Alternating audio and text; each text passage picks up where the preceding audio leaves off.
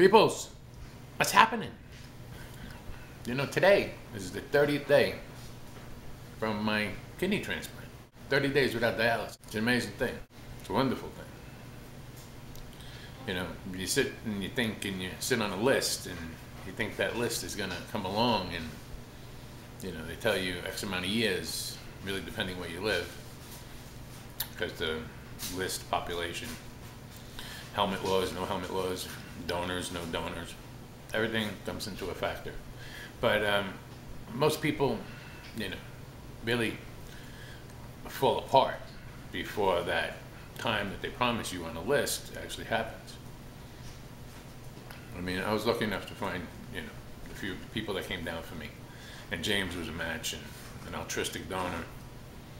I mean, a living organ is, they say, way, way, way better. Your odds are so much better of lasting a longer time than, because things sit on ice and, you know, they try to pump and plasma and all these different things that go along with organ donation. But I mean, I'm a donor, but I can't donate anything because of the PKD, and they can't take away from me. So mine is, when it's all said and done, I'll give life to somebody, at least 5 people. I mean, that's at least 5 people. So, you know, I just, you know, I'd like to just put it out there so people do see that paying it forward does help. It really does. I mean, you know, right now I'm just a bit shaky. You know, I got whatever pills, like 35, 40 pills in the morning, and probably a little more than, less than half, I don't know, about 29 at night. But it's just a lot, you know. And trying to get my levels up to what they call a therapeutic level, and you're supposed to stay there for 3 months.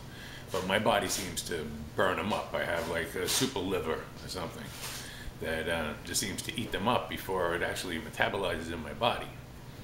So I'm on a Prograf, is it's an anti-rejection medication. They're all basically some kind of a steroid or a hormone, and I'm sure you could hear the shakiness in my voice, you know. But you know, but 30 days. I mean, they even told me that nobody took these levels of this medication before, ever. They've been doing this a long time, and they've never seen anybody have to take. I take twice as much as the average person.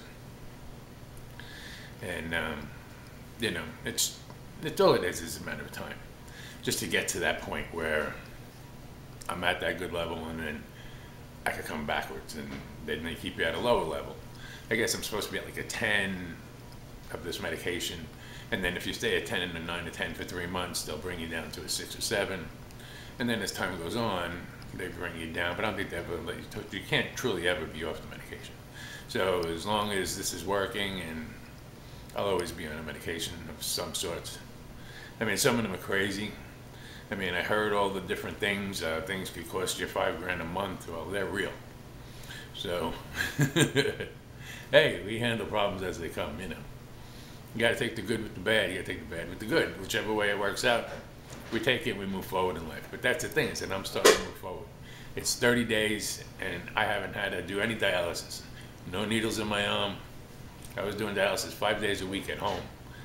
I'm doing blood work every other day, but that's only to, you know, get to the point where I don't have to, you know. And I mean, I've ran into people, and other people I talk to. Some people are 3 years their kidneys last, some are 5, some are 8.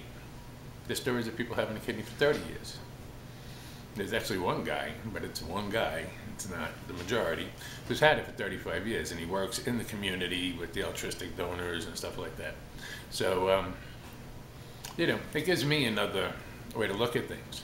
I mean, because I always try to motivate and inspire and push people to only better themselves, you know.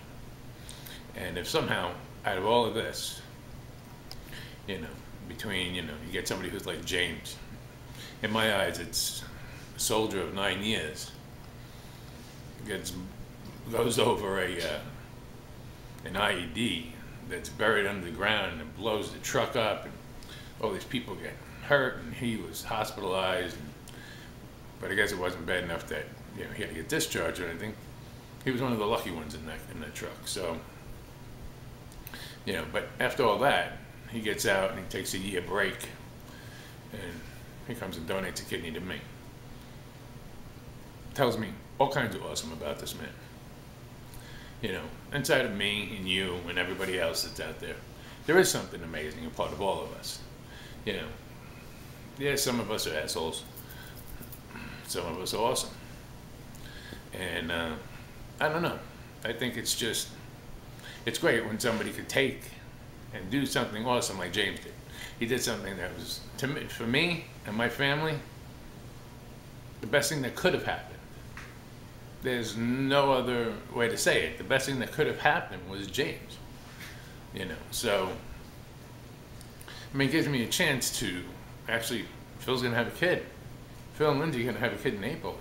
So I should be like right there at that men point. And it gives me that chance to play grandpa. Not grandpa from stuck in a recliner sitting with a needle in my arm 5 days a week. But no, take the kid to the park, go and do things, and, you know, be a grandpa. Just a normal type life. You know, medications, hey, they've been around I've been battling PKD for almost 15 years. So medications isn't a problem for me. And it's just that when you see awesome like that, when the best possible outcome can happen. I mean, like I said, it could last 3 years, it could last 23 years. Whatever it is. It's my second chance. It's a second shot. I'm going to be a gramps. But that's the thing. The thing is that I could go again. You know, it's just to go again. I've been down for so long with PKD. And then the dialysis, you know, ESRD is end-stage renal disease. You're down so long, you know, even though I was still tweeting and motivating and doing all that, that's just who I am. That's just like second nature to me. But it's a different thing when I'm up and about and doing things. Because, you know, sort of Phil gets his work ethic from me, but he does what he does. I mean, he knows. I used to work 16-hour days. I did what I had to do. You know, I was always trying to be the best at what I did. And now that I have that opportunity again, I plan on doing the same. Follow suit. Always have. Nothing ever held me back. And I hope nothing ever will hold me back. I mean, dialysis, yes, it does hold you back. When you lose your kidneys and you lose a lot of things, there's nowhere to go. You're trapped in life. You got to that point, wherever it was, and all of a sudden everything freezes up. Because you just, you know, but for me anyway, some people actually can deal with dialysis very well. And, you know, they don't get tired or drained or dizzy, or that wasn't the case with me. I was totally shot. You know, I could do dialysis and you could have had a conversation with me while I was doing it. I had no idea that we even talked.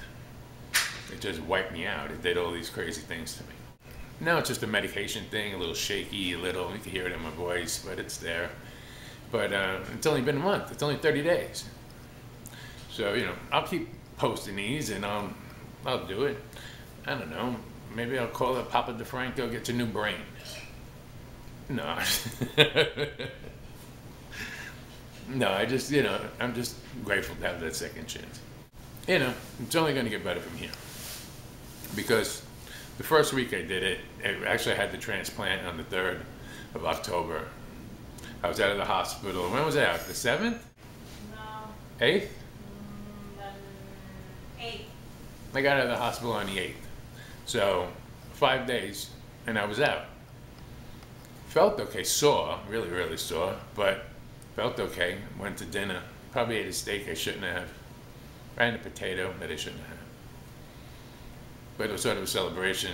Me, Phil, James, we got together with the wife and my daughter, you know, and, you know, so it was just, felt good to not do dialysis for, at that point, it was like 7 days. But then, 2 days after that, I wound up back in the hospital for another week.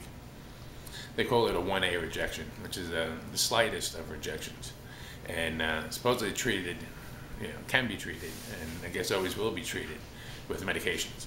So it wasn't just a simple plug and play. there was a little hitch, but that's okay. It's all good because I'm not doing dialysis. And give me a couple of months and I'm going to be out there. I'll be doing what I got to do. You know, the point is to get back to work, to get into the groove, you know. It's what it's all about. It's about having a life with my kids and my wife and hopefully all you guys. You know, I mean, I'd like to do my thing, but we'll talk about that another time. And hey, just, you know, all the love you guys sent my way, but here, I send it right back. Thank you very much. I really do. I appreciate it all. It kept me going, showed me people care. There are awesome people out there. And I really do, out of this whole thing, I got to put this video together. I really haven't had my body's been a little beat up for a month, you know, going through, because once I went back in on that second week, they like hit me with some serious meds, so I didn't reject anything, and that just had me shaking for my whatever it was, the 9th day I went back after the surgery, and I was in there for another 5 days, and they just kept juicing me and juicing me and juicing me until my numbers got good. So, yeah, and then they kick you out and they say, go home, and then you got to go back every other day and you do your thing. So, all I got to do is just keep going. And as I keep going, I see less and less of them. You always got to check in. I think it's twice a year. But you go forward, though. That's the thing, is you're going forward. You can do some of the things that you weren't able to do for so long. And trust me, I do plan on doing all of those things. You know, because you only get this opportunity. Some people get them twice. This is my first one. Hopefully I won't need a second one. And I will bring everything I possibly can back to my family's life. And that's what it's all about for me. It's always been about family. So anyway, people, hey, you know, it's like I said, it's only a matter of time.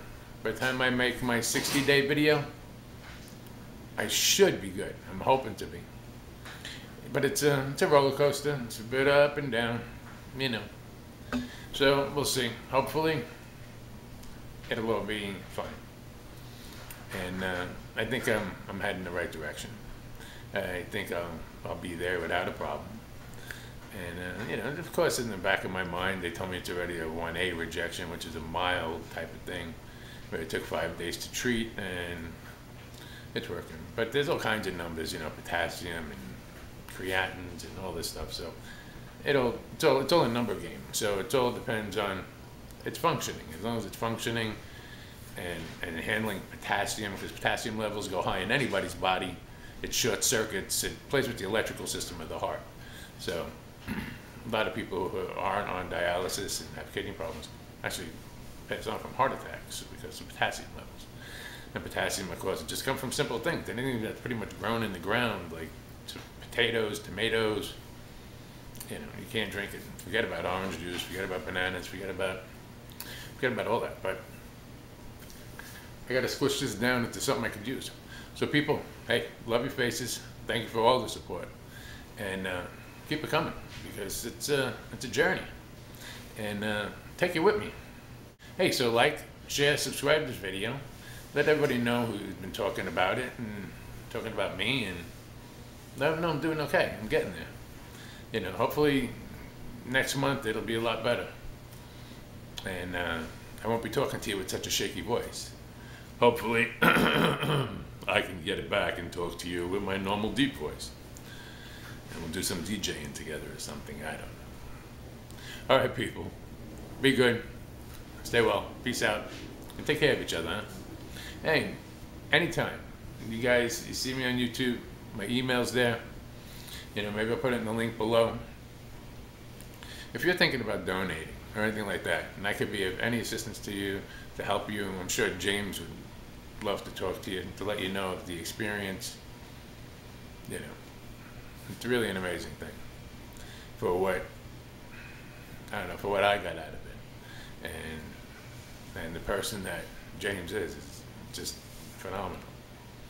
So, you know, sometimes, you know, we want to see awesome in the world, but sometimes we just got to create it. You know, we got to do it ourselves. Because things just don't walk into your lap, and things don't just happen. You know, sometimes you want to see change, you got to do it yourself.